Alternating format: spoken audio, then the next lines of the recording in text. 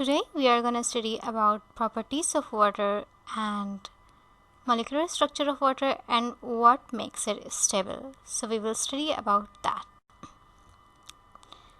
So if we talk about the structure of water molecule, then we have H2O. That's called the formula of water molecule. So if we define the water molecule structure, then we have one oxygen atom combined with two hydrogen atom, which means two hydrogen element combined with one oxygen element that makes whole water molecule stable. Now how these elements combine together, like oxygen and hydrogen combine together. So let's take a look on a hydrogen atom in which outermost shell has only one electron, but it needs one more electron to complete its duplet. तो duplet rule क्या होता है, जिसमें आपके outer most shell में लाजमी तौर पर 2 इलेक्ट्रॉन्स होने चाहिए, तभी आपका डुप्लेट रूल जो है वो कंप्लीट होगा. Right? So if we take a look on oxygen atom, then it has only 2 lone pairs and 2 unpaired electron. So इसको क्या चाहिए, ऑक्टेट रूल के कंप्लीट होने की ज़रूरत है. तो ये क्या करेगा, हाइड्रोजन के साथ कोवेलेंट बॉन्ड बनाएगा. इसकी इलेक्ट्रोनेगेटिविटी ज़्यादा है, तो ये हाइड्रोजन के मॉलिक्यूल को, हाइड्रोजन के एटम को अपनी तरफ अट्रैक्ट करेगा और फिर अपना ये दोनों जो है वो कोवेलेंट बॉन्ड के ज़रिए डुप्लेट और ऑक्टेट रूल कंप्लीट करके एक stable water molecule बनाएंगे. So these elements would combine together and make covalent bonds with each other, then it will make stable water molecule.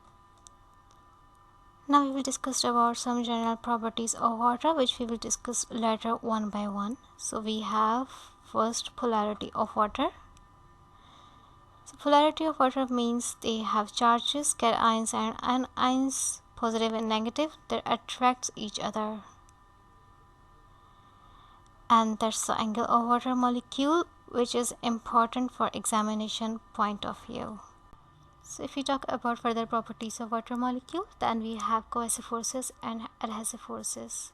So cohesive forces water molecules के दरमियान हो रही होती हैं, खिंचाव पैदा कर रही होती हैं हाइड्रोजन बॉन्डिंग की वजह से, और एडहेसिव फोर्सेस में ऐसी फोर्सेस होती हैं जो कोई भी वाटर मॉलिक्यूल और सॉलिड सब्सटेंस के बीच में हो रही होती हैं. यानी वाटर मॉलिक्यूल की जो चिपकने की सलाहियत होती है किसी भी सॉलिड सरफेस से, उसको हम एडहेसिव फोर्सेस कह रहे हैं.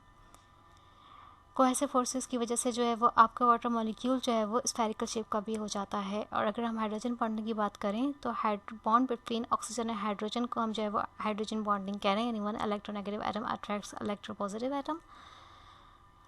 सो आपने देखा होगा कि जो हमारे ट्रीज़ होते हैं वहाँ पर क्या हो रहा होता है, ट्रांसपायरेशन हो रही होती है. यानी रूट्स के थ्रू होता है वो वाटर पूरे लीव्स तक पहुँच रहा होता है और उनको वाटर प्रोवाइड कर रहा होता है. तो वो कोहेशन और एडहेशन की ही वजह से हो रहा होता है. एक कैपिलरी एक्शन परफॉर्म हो रहा है इनकी प्रॉपर्टीज़ की वजह से वाटर की. Further properties of water molecule include surface tension, यानी कि मॉलिक्यूल्स जो होते हैं वाटर के सरफेस पर, उनका खिंचाव जो है वो नीचे की तरफ होता है, उनका खिंचाव जो है वो इन्वर्ट होता है. एंड वाटर का जो बॉइलिंग पॉइंट होता है वो 100 होता है. एंड वाटर एक यूनिवर्सल सॉल्वेंट है, यानी इसमें जो है वो बहुत ज़्यादातर जो है वो सॉल्यूट डिज़ोल्व किए जा सकते हैं. That's why we call it universal solvent.